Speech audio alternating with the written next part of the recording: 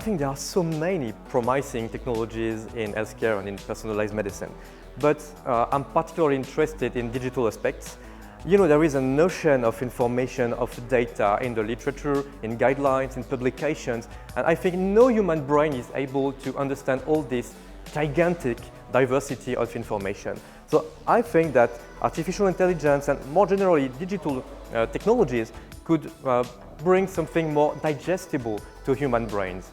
This is exactly what we do at ExactCure on the medication side. We bring a digital twin of drugs to people, to human beings. And we do that by digging into the literature and integrating this literature into a very understandable thing that is a simulation, a digital twin of the patient. This is an example of, I think, what is the most promising aspect of digital health. I think digital twins could be useful in many areas of personalized medicine. My interest is medication.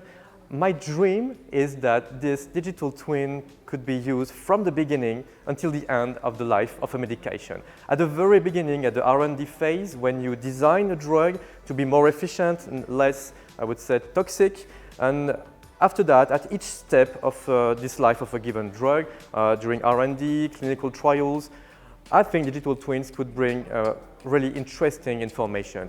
Our position is to bring this twin into virtual or real clinical trials to the real patients, and even post-marketing, when the drug is on the market. We want this digital twin to be a companion for each patient, to be able to find the real personalized cure for everyone.